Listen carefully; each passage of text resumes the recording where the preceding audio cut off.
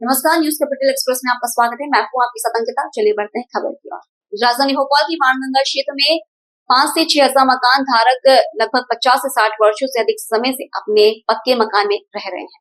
रहवासियों को नगर निगम भोपाल द्वारा गुमराह करके सर्वे कर हटाने का प्रयास किया जा रहा है, जिसमें पूर्व मंत्री पीसी शर्मा ने मीडिया से चर्चा करते हुए कहा कि रहवासियों के पास सन 1984 के 30-30 वर्ष के पट्टे हैं। साथ ही कुछ मकान मालिकों के पास वर्ष 1974 का अलॉटमेंट है एवं कुछ मकान धारकों के पास लैंड लीज एवं रजिस्ट्री उपलब्ध है। शासन ने अभी तक जिन बस्तियों को हटाया उन्हें आज तक मकान आवंटित नहीं किए गए, जिनमें बदभद्दा बस्ती के 400 परिवार, 12 नंबर बस्ती के सैकड़ों, साथ ही अन्य कई ऐसे बस्तियां हैं जिन्हें आज तक मकान आवंटित होना था, नहीं हुए। इससे पूर्व भी नगर वल्लभ नगर, ओम नगर बस्ती, अरेरा हिल्स की झुग्गियों के सर्वे हुए थे। 1 वर्ष पूर्व उनको पहले कहा गया वहीं अरेरा हिल्स पर मकान बनाकर देंगे, फिर कहा बाणगंगा में मकान बनाकर देंगे, पर कोई ठोस कदम नहीं उठा। अब हम हमारा मकान नहीं तोड़ने देंगे। हमारी जीवती जिंदगी की यही मतलब है कि पूंजी इसी के ऊपर हम बैठे, बाल बच्चों को पालेंगे कि दूसरी जगह लेंगे मकान। गरीब आदमी अब कहाँ जाएंगे हम, ये बताओ। इतनी बड़ी बाणगंगा कोई छोटी सी तो है नहीं, इतनी बड़ी को कहाँ से क्या तोड़ोगे, क्या कहाँ पहुँचाओगे आप लोग। कितने सालों से रहेंगे यहाँ? बहुत सालों हो गए मेरे को, तो मैं तो यहाँ की बहू हूँ, पर हमारे सास ससुर रह रहे हैं। हमारा आदमी की इनकी सबकी मतलब जन्म भूमि यहाँ की। जो तोड़ने वाले आए थे क्या बोला आपसे, क्या बात हुई? हमारी तरफ ये बोल के गए कि कोई विश्वास नहीं है, टूट भी जाते नहीं टूट भी जाते, और पर्ची लगा के गए वो। हर घर के ऊपर इतनी बड़ी लिस्ट लगा के गए। हाँ, आज आप लोगों ने यहाँ प्रेस कॉन्फ्रेंस की है। ये बाणगंगा झुग्गी बस्ती में हमने यहाँ पे प्रेस कॉन्फ्रेंस की है, क्योंकि हाउसिंग फॉर ऑल के लिए नगर निगम यहाँ पे सर्वे करा दी। ये झुग्गी बस्ती बड़ी पुरानी है और ये 1984 और 71 के पट्टे इनको मिले हुए हैं। बड़े बड़े मकान इनने बना लिए। अब हाउसिंग फॉर ऑल का सर्वे क्यों करा रहे हैं जब ये पक्के मकान हैं, पट्टे हैं? एक बार मतलब ये है कि इस बस्ती को कहीं शिफ्ट करेंगे दूर कोलार रोड पे काला पानी में, और इस जमीन को बेचेंगे और कुछ भीमनगर और वल्लभ नगर के लोगों को यहाँ लाने का प्लान है। एक एक कमरे के मकान बनाएंगे। तो जो यहाँ पट्टे हैं, यहाँ 50 साल से रह रहे हैं, इनके बच्चे यहाँ पढ़ रहे हैं स्कूलों में, इनके काम धंधे यहाँ पर है। इस तरह से बस्ती को शिफ्ट करने का कोई अधिकार नहीं। इसलिए ये लड़ाई कांग्रेस पार्टी बस्ती वालों के साथ सड़क पे लड़ेगी, विधानसभा में लड़ेगी और कोर्ट में लड़ेगी। और एक दिन हम यहाँ पे एक आंदोलन करेंगे, जो फोन से, मोबाइल फोन से टार्च आंदोलन, और टार्च आंदोलन करके सड़कों पे आएंगे और ये स्ट्रेंथ बताएगी बस्ती। ये सब लोग इस सर्वे के साथ नहीं है, इसलिए सर्वे बंद कराएं और अपने उद्देश्य बताएं, नहीं तो कांग्रेस पार्टी सड़क और कोर्ट पे जाएगी। इंदौर के भागीरथपुरा में जहरीले पानी से 20 मौतें और 1000 से अधिक नागरिकों के बीमार होने की घटना भाजपा सरकार की आपराधिक लापरवाही और प्रशासनिक विफलता का परिणाम है। इन मौतों के विरोध में मध्य प्रदेश कांग्रेस कमेटी द्वारा दिनांक 11 जनवरी 2026 रविवार सुबह 11 बजे बड़ा गणपति मंदिर से राजवाड़ा चौक तक प्रदेश स्तरीय पैदल मार्च आयोजित किया जाएगा। इस जन आक्रोश मार्च में प्रदेश कांग्रेस के वरिष्ठ नेता, जनप्रतिनिधि, पदाधिकारी, कार्यकर्ता एवं बड़ी संख्या में आम नागरिक शामिल होंगे।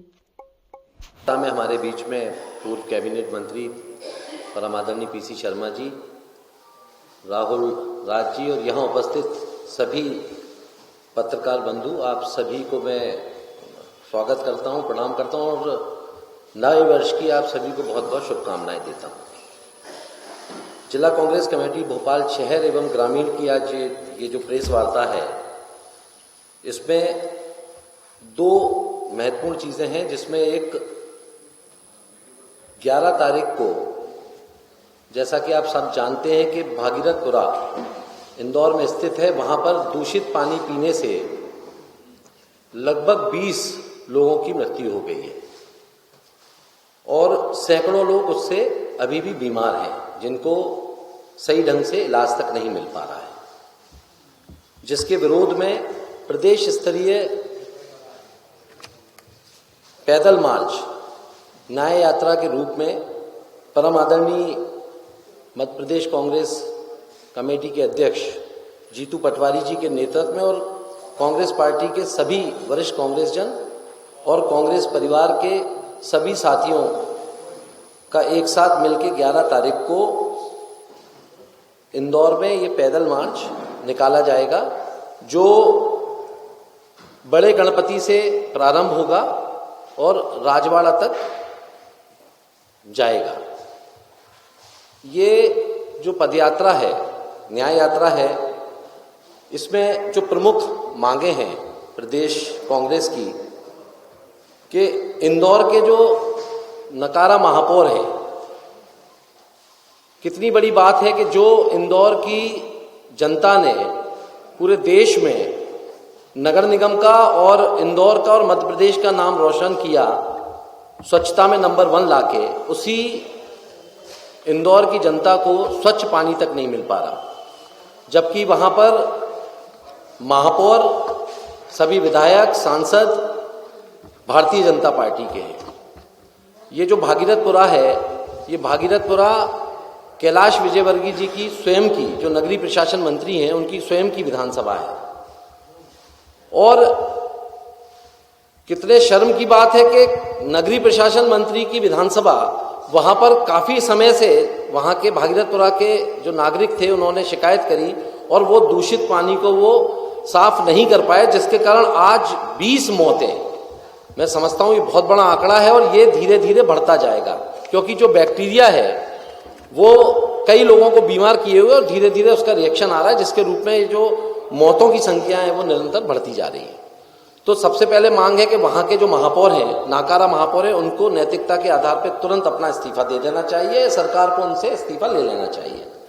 दूसरा, स्वयं कैलाश विजयवर्गीय जो उस विधानसभा के विधायक हैं, उनका क्षेत्र है, और जिस तरह के असंवेदनशील रवैये से उन्होंने अमर्यादित भाषा का प्रयोग किया, हमारे पत्रकार साथी ने जब उनसे इसके विषय में जानकारी चाही, तो जो भाषा का उन्होंने यूज किया और जिस तरह की घटना उनकी विधानसभा में हुई, तो प्रदेश कांग्रेस ये मांग करती है कि उनको भी अपना इस्तीफा दे देना चाहिए, नहीं तो सरकार को उनका इस्तीफा ले लेना चाहिए। जनता के प्रति कांग्रेस ये जो जनता के हित में ये जो पैदल यात्रा निकाल रही है, ये पैदल यात्रा केवल विरोध नहीं है, ये जनता के जीवन, सम्मान और अधिकार की लड़ाई है, जो कि मैं समझता हूं कि कांग्रेस पार्टी के साथ साथ प्रत्येक जो इंदौर का नागरिक है, और मैं समझता हूं मध्य प्रदेश के अलावा भी पूरे देश में इस घटना से सबको झंझोर के रख दिया है। पूरे मामले में निष्पक्ष जांच की मांग भी कांग्रेस पार्टी करती है। जो दोषी हैं, क्योंकि इतने समय से वहां के भागीरथपुरा के नागरिक इस चीज की कंप्लेंट कर रहे थे कि पानी दूषित आ रहा है, इससे बीमारियां फैल सकती हैं, तो जिन जिन लोगों ने इसमें लापरवाही बरती है, उन सभी दोषियों पर इरादतन हत्या का आरोप दर्ज करते हुए कठोर कार्रवाई की जाना चाहिए। मैं समझता हूं कि जो मौतें हुई हैं उसकी सीधी जिम्मेदारी नगर निगम, वहां के नेता, वहां के अधिकारियों की है, तो उसमें ये जो कार्रवाई है हत्या की, ये दर्ज की जानी चाहिए। ये भी कांग्रेस पार्टी की एक मांग है। उसके अलावा 2-2 लाख रुपए का मुआवजे का इन्होंने जो घोषणा की है, कांग्रेस पार्टी इसकी भी मांग करती है कि सभी को 1-1 करोड़ रुपए मुआवजे के तौर पे मिलना चाहिए। मध्य प्रदेश कांग्रेस कमेटी ये स्पष्ट भी करती है कि जब तक पीड़ित परिवारों को न्याय नहीं मिलेगा, तब तक दोषियों को सजा नहीं दी जाएगी, तब तक कांग्रेस सड़क से सदन तक इसके लिए संघर्ष करेगी और जनता की लड़ाई लड़ेगी। तो ये मेन पॉइंट है जिसको लेके 11 तारीख को जो है प्रदेश स्तरीय पैदल मार्च न्याय यात्रा इंदौर में होनी है। राजधानी भोपाल की प्रदेश कांग्रेस कार्यालय पर कांग्रेस प्रवक्ता राहुल राज ने पत्रकारों को संबोधित करते हुए पूर्व मुख्यमंत्री वर्तमान केंद्रीय कृषि मंत्री शिवराज सिंह चौहान पर निशाना साधते हुए कहा कि लोक निर्माण विभाग मंत्री राकेश सिंह का बयान मनरेगा का नाम बदलकर जी राम जी किया है। इस मजदूर विरोधी कानून में पूर्व मुख्यमंत्री और वर्तमान केंद्रीय ग्रामीण विकास मंत्री शिवराज सिंह चौहान की मुख्य भूमिका है, जो मोदी सरकार के इस हमले के प्रमुख शिल्पकार हैं। शिवराज जी खुद को मामा और गरीबों का हितैषी बताते हैं। शिवराज जी ने संसद में इस विधेयक को पेश करके ग्रामीण गरीबों के काम के अधिकार को कुचल दिया। यह महात्मा गांधी के ग्राम स्वराज के सपने का अपमान है। करोड़ों मजदूरों की लाइफलाइन चीन की साजिश है। साथियों, जैसा कि हमारे पूर्व मंत्री जी ने बताया कि नरेगा योजना का नाम बदलकर वीबीजी रामजी कर दिया गया और इसके प्रमुख शिल्पकार कोई और नहीं, मध्य प्रदेश के पूर्व मुख्यमंत्री और वर्तमान के केंद्रीय कृषि मंत्री और ग्रामीण मंत्रालय के मंत्री आदरणीय शिवराज सिंह चौहान जी। शिवराज जी का वो दृश्य आप सबने देखा होगा जब वो रात को मध्यरात्रि में जब लोकसभा चल रही थी तब हाथ जोड़ जोड़ के बार बार वीबीजी रामजी कर रहे थे, क्योंकि उन्हें खुद भी इस बात की प्रैक्टिस नहीं थी कि हिंदी की जगह राम को अंग्रेजी में केवल RAM शब्द से ले लिया जाए तो क्या वो राम हो जाए। जब आदमी के अंदर कुंठा भरी हो बापू को लेकर और वो नाथू राम जिसके नाम में राम जुड़ा है उसकी संकल्पना चल रही हो, तो ऐसा ही होता है जो दृश्य शिवराज जी का लोकसभा में देखने को मिला। साथियों, विकसित भारत गारंटी फॉर रोजगार एंड आजीविका मिशन ब्रैकेट में ग्रामीण, विकसित भारत हिंदी शब्द है, गारंटी इंग्लिश शब्द है, रोजगार उर्दू शब्द है, तीन भाषाओं को मिलाकर केवल इसलिए जोड़ा गया कि RAM मिल जाए और कांग्रेस विरोध कहे तो ये कहो साहब देखो राम का विरोध हो रहा है। अगर ये लॉजिक मान लिया जाए तो आज से पहले जब राजीव गांधी कंप्यूटर लेके आए थे और पूरी भाजपा ने विरोध किया तो कंप्यूटर के अंदर सबसे महत्वपूर्ण दो ही चीजें होती है, एक होती है उसकी मेमोरी चिप जिसे प्रोसेसर कहा जाता है और दूसरी होती है रैंडम एक्सेस मेमोरी। तो कंप्यूटर के अंदर लगे हुई रैम का जब विरोध किया गया था तो पूरी भाजपा ने राम का विरोध किया था। इस हिसाब से शिवराज सिंह जी कल ही सुबह अपने कंप्यूटर को खोले और रैंडम एक्सेस मेमोरी को सामने रख के अगरबत्ती लगा के पूजा करने लगे। यह धूर्तता है और मूर्खता है जिसमें इस प्रदेश और देश की जनता को गुमराह करने का काम किया जा रहा है। शिवराज जी ने छाती ठोक ठोक के कहा कि बड़ा व्यापक भ्रष्टाचार होता था नरेगा में, अब हमने ऐसे लूप होल्स फिक्स कर दिए हैं कि 125 दिन का रोजगार मिलेगा। 125 दिन के रोजगार का पैसा कहां से आएगा शिवराज जी? आपने तो छाती ठोक के कह दिया कि राज्य सरकार 40% राशि देगी तब केंद्र सरकार 60% देगी। पहले केंद्र 90% राशि देती थी, अब जब 60% राशि केंद्र की आने में रही, 40% का हाल हमारे पूर्व मंत्री जी ने आपको बताया। 4.5 लाख करोड़ से ज्यादा का कर्जा मध्य प्रदेश पे है, वो मध्य प्रदेश 5-5 हजार करोड़ की किस्तें कैसे देगा?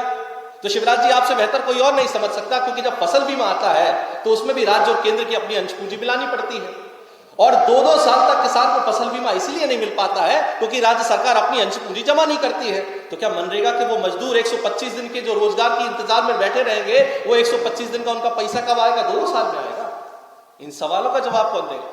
शिवराज सिंह जी ने कहा कि साहब जो कांग्रेस है वो बेबुनियादी विरोध कर रही है। बेबुनियादी विरोध नहीं कर रही है। कोरोना काल में जिन मजदूरों के घर का चूल्हा जलता रहा इस मनरेगा योजना के चलते, उस मनरेगा योजना के उस चूल्हे पे पानी डालने का काम शिवराज सिंह जी ने किया।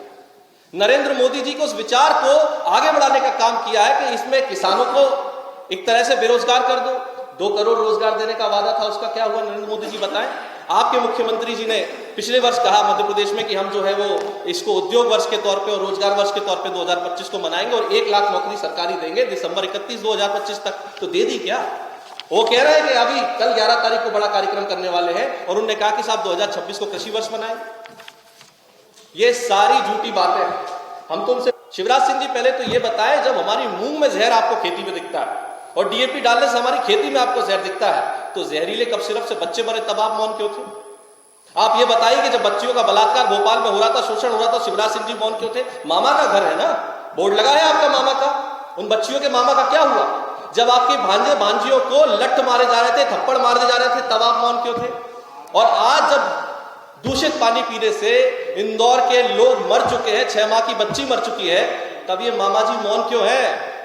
ये मामा कुंठित मामा है, ये मामा कंस मामा है, जिन्होंने पहले किसानों को निगल लिया और अब शिल्पकार बन के नरेगा का नाम बदल के मजदूरों को निगलने का काम कर रहे हैं। साथियों, ये महात्मा गांधी के मूल विचारों का हनन है। ग्राम स्वराज की संकल्पना देने वाले वो बापू जिनकी अंतिम सांस में ही राम निकला हो, उन बापू का नाम हटा के कहते हैं कि राम का विरोध कर रहे हैं। शिवराज सिंह जी, ईश्वर तो देख ही रहा है, मगर मध्य प्रदेश के साथ अब देश की जनता देख रही है कि आपने किस प्रकार पूज्य बापू के विचारों को दमन करते हुए मजदूरों के नैतिक अधिकारों के हनन करने का कार्य किया। इन सब बातों को लेकर मध्य प्रदेश कांग्रेस और प्रदेश कांग्रेस और AICC सड़क से लेकर सदन तक और गांव-गांव जाएगी, बताएगी कि शिवराज सिंह जी और नरेंद्र मोदी जी कितने झूठे हैं और आगामी कार्यक्रमों की जानकारी समय से आपको दी जाएगी। आप सबने ये बात सुनी, बहुत बहुत धन्यवाद। कोई सवाल आपका हो तो आप कर सकते हैं। महात्मा गांधी की हत्या नाथूराम गोडसे ने की थी अब ये मोदी सरकार और शिवराज सिंह जो केंद्रीय कृषि मंत्री है, इनने इस योजना की एक तरह से हत्या कर दी। हत्या इसलिए कर दी कि एक तो इसका नाम बदल दिया। महात्मा गांधी से इतनी चिड़ हो गई है इनको, नेहरू जी के बाद में महात्मा गांधी के पीछे बढ़ गए, वो उसका नाम बदल दिया, जी राम कर दिया। अरे भाई, अगर 365 दिन दे देते रोजगार, या 300 दिन दे देते अगर चेंज कर रहे थे, और उसकी राशि बढ़ा देते, लेकिन इसमें भी क्या किया है इन्होंने, 60-40% का रेशो कर दिया। पहले 90% केंद्र सरकार दे देगी, ये 40% लाएगी कहां से सरकार? मध्य प्रदेश की 5 लाख करोड़ का इन पे कर्ज है, आप हम सब पे 60-60 हजार का कर्ज है, और 5,000 करोड़ का भी लिया है, पिछले हफ्ते लोन लिया है। तो ये पैसा कहां से लाएंगे? दूसरा केवाईसी से कर दिया है कि वो कंपलसरी है। 90% किसानों के केवाईसी में नाम नहीं मिला है। तो कुल मिला के इन्होंने इस पूरी की पूरी योजना को खत्म करने की, समाप्त करने की योजना बना दी है, जिससे देना नहीं पड़े। और 60 दिन का ब्लैकआउट, 60 दिन जब नहीं मिलेंगे वहां तो मजदूर बाहर जाएगा, तो उसको बाहर काम ढूंढे, गांव से बाहर ढूंढे।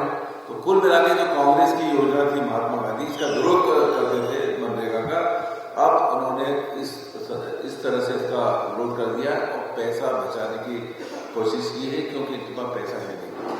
ये कांग्रेस पार्टी इस पर भी लगातार आंदोलन करेगी और इस योजना को, मनरेगा को यथावत किया जाए, इसके लिए कांग्रेस पार्टी सड़क से सदन तक इसके लिए संघर्ष करेगी।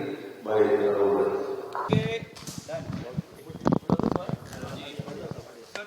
का नाम बदलने की बात आई है। देखिए, शिवराज सिंह चौहान जी से बड़ा छलिया कोई नहीं है। पहले उन्होंने लंबे समय तक मध्य प्रदेश में किसान पुत्र कह के किसानों को ठगने का कार्य किया। ये वो मध्य प्रदेश है जहां भांजे भांजियों को खाद की लाइन में थप्पड़ मारे गए। तब मामा जी कहाँ थे? जब इस प्रदेश की एक आदिवासी महिला 2 दिन तक खाद की लाइन में लगी रही, उसकी मृत्यु हो गई गुना में, तो क्या मामा जी बैठने भी गए वहां? एक शब्द भी कहा? इस मध्य प्रदेश के किसान अतिवृष्टि की राहत राशि न आने से खुद मुख्यमंत्री मोहन यादव के गृह जिले उज्जैन में आत्महत्या कर रहे हैं। तब शिवराज सिंह जी कहाँ हैं? उनके अपने विदिशा जिले में खाद का पायलट प्रोजेक्ट उन्होंने लगाया, किसान गश्त खा खा के गिर रहे हैं, उन्हें खाद नहीं मिल रही। मामा जी कहाँ? और खुद ही कह देते हैं कि मध्य प्रदेश में अमानक खाद, बीज और पेस्टिसाइड का व्यापार चल रहा है। शिवराज सिंह जी ने पूज्य महात्मा गांधी के विचारों पर कुठाराघात करने का काम किया है, क्योंकि उनके मुंह पे तो बापू हैं, मगर मन में तो नाथू राम है। तभी तो अंग्रेजी में RAM ढूंढने वाले लोग संस्कार और संस्कृति की बात करते हैं, स्वदेशी की बात करते हैं, और हिंदी में राम नहीं मिला, अंग्रेजी में RAM ढूंढा। तो इस हिसाब से शिवराज सिंह जी, आपका जो कंप्यूटर दफ्तर में लगा है उसमें एक रैंडम एक्सेस मेमोरी होती है, उस हिसाब से तो वो भी RAM राम हो गई। और जब आपने कंप्यूटर का विरोध किया था, तब आपकी पूरी भाजपा ने राम का विरोध किया था। इस लॉजिक से चले तो आपने कहा 60 और 40 का अनुपात होगा। जब राहत राशि का पैसा नहीं मिलता, फसल बीमा में राज्य जब अपनी अंश पूंजी नहीं मिला पाती है, 2-2 साल तक किसानों को फसल बीमा नहीं मिलता, तो क्या 125 दिन की गारंटी देने वाली मनरेगा में जब राज्य सरकार अपना 40% राशि नहीं दे पाएगी, तो 2 साल में भुगतान करोगे क्या?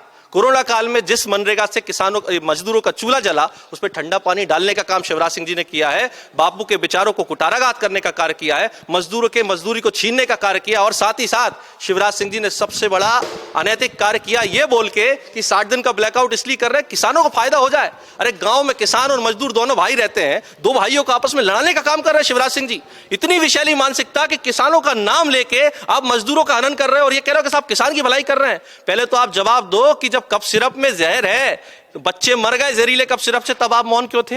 दूषित पानी से लोग मर रहे, तब आप मौन क्यों थे? लेकिन जब हमारे मूंग में जहर की बात आएगी तब आप सामने आ जाओगे, जब किसान के खेती में जहर की बात आएगी तब आप सामने आ जाओगे। शिवराज सिंह जी से बड़ा नौटंकीबाज और ढोंगी ना कोई पूर्व मुख्यमंत्री है, ना वर्तमान कृषि मंत्री है। ये ऐसे व्यक्ति हैं जिनके मुंह में तो राम है, मगर बगल में वो छुरी है जिससे वो किसानों और मजदूरों के हक को काटने का कार्य करते हैं। लोक निर्माण विभाग मंत्री राकेश सिंह का बयान। आज लोक निर्माण विभाग के लोकपथ 2.0 का शुभारंभ हुआ। ऐप के माध्यम से कई सुविधाएं मिलेंगी। देश में ऐसा ऐप लॉन्च करने वाला मध्य प्रदेश पहला राज्य है। ऐप के माध्यम से पर्यटन स्थल, धार्मिक स्थल, अस्पताल की जानकारी मिलेगी। सड़कों को गड्ढे को लेकर बोले जब भी गड्ढे भर जाते हैं वह स्थायी समाधान नहीं होता, अस्थायी समाधान होता है। गड्ढों की शिकायत आती है तो 4 दिन के अंदर इंजीनियर को ठीक करके फोटो अपलोड करना होगा। समय पर इंजीनियर ने अगर गड्ढे नहीं भरवाते हैं तो नोटिस जारी होगा।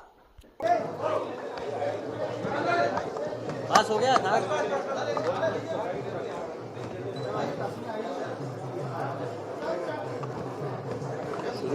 हाँ, आज जो कार्यशाला आयोजित हुई, लोक निर्माण विभाग के द्वारा आज माननीय मुख्यमंत्री जी के उपस्थिति में कार्यशाला आयोजित की गई है। ये कार्यशाला मूलतः हैम के कार्यों को लेकर आने वाले समय में हमारे इंजीनियर प्रशिक्षित हों, तकनीक के साथ साथ आधुनिक निर्माण सामग्री का उपयोग कैसे करना, उसे दक्षता के साथ पूरे करें, गुणवत्ता के साथ पूरा करें। इसके लिए आज दिन भर की कार्यशाला है। लेकिन आज इसी के साथ हम ये कह सकते हैं प्रसन्नता के साथ कि देश का पहला कैपेसिटी बिल्डिंग फ्रेमवर्क आज माननीय मुख्यमंत्री जी के हाथों से उसका भी लोकार्पण किया है, जिसमें लगभग 1700 इंजीनियर्स को ऑनलाइन जोड़कर और उसमें प्रश्नों के माध्यम से, उनके उत्तरों के माध्यम से इस फ्रेमवर्क की आधारशिला रखी थी। 970 इंजीनियर्स ने 50 प्रश्नों के माध्यम से जो उत्तर दिए थे, उसके आधार पर ये फ्रेमवर्क तैयार हुआ है और जिसके बारे में हम कह सकते हैं कि ये 1 साल से भी कम समय में एक ऐसा दस्तावेज तैयार हुआ है जिसे आने वाले समय में मुझे लगता है कि लोक निर्माण विभाग के देश के जितने भी राज्यों में संस्थान हैं वे इसको शायद लागू निश्चित रूप से करेंगे।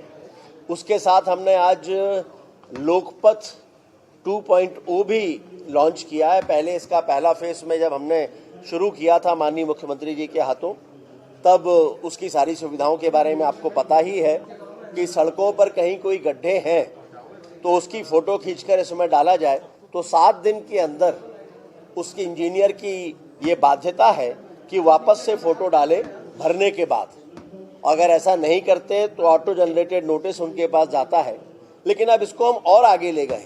अब ये केवल एक शिकायत का ऐप भर नहीं है, बल्कि स्मार्ट ट्रैवल पार्टनर के रूप में हमने उसको विकसित किया है। और इसमें अब समय सीमा भी, अगर सड़कों में किसी ने फ़ोटो डाली गड्ढे की लोक निर्माण विभाग की सड़क के, तो उसको अब 4 दिन के भीतर उसको भर के वापस से फ़ोटो डालना होगी इंजीनियर को उस क्षेत्र के। लेकिन उसके साथ साथ जैसा मैंने कहा कि स्मार्ट ट्रैवल पार्टनर के रूप में हमने उसको विकसित किया है कि किसी को भी मध्य प्रदेश में एक क्षेत्र से दूसरे क्षेत्र में जाना हो तो जितने भी मार्ग होंगे उधर जाने के, उदाहरण के लिए किसी को भोपाल से झाबुआ जाना है तो भोपाल से झाबुआ जाने के लिए जितने भी मार्ग और वैकल्पिक मार्ग होंगे, कम से कम 2, अधिक से अधिक 3, वो सारे इसमें दिखाएगा। उसमें रास्ते में पड़ने वाले जो टोल नाके हैं उनमें जिस व्हीकल से वो जा रहे हैं उसके अनुसार कितनी राशि लगेगी, कुल कितनी राशि लगेगी, दूरी कितनी है, मार्ग पे कहाँ कहाँ अवरोध है। और उसके साथ साथ सबसे महत्वपूर्ण बात कि अगर कहीं कोई ब्लैक स्पॉट है तो 500 मीटर पहले इसमें एक अलर्ट आ जाएगा कि 500 मीटर आगे ब्लैक स्पॉट है, कृपया गाड़ी संभाल कर चलाएं। तो एक तरह से एक नया प्रकार का ये ट्रैवल पार्टनर लोक निर्माण विभाग मध्य प्रदेश ने माननीय मुख्यमंत्री जी के हाथों से जारी किया है, जो मैं ये मानता हूँ कि देश में अकेला है। गूगल के माध्यम से आप दूरी तो देख सकते हैं, मार्ग में सुविधाओं के बारे में भी जान सकते हैं, लेकिन वैकल्पिक मार्ग, ब्लैक स्पॉट, वो उसमें नहीं मिलता। इसमें साथ साथ उस मार्ग में जितने भी धार्मिक स्थल होंगे, पर्यटन स्थल होंगे, हॉस्पिटल होंगे, पुलिस थाने होंगे, पेट्रोल पंप, होटल, रिसोर्ट होंगे, उन सब की जानकारी भी इसके माध्यम से मिलने वाली है। और भी कई नवाचार हैं जिन पर आज विस्तृत चर्चा हो रही है। कुल मिलाकर हम कह सकते हैं कि मध्य प्रदेश लोक निर्माण विभाग माननीय मुख्यमंत्री जी के नेतृत्व में लोक निर्माण से लोक कल्याण की ओर तेजी के साथ उस रास्ते पर आगे बढ़ रहा है जो रास्ता देश के यशस्वी प्रधानमंत्री माननीय मोदी जी ने दिखाया है।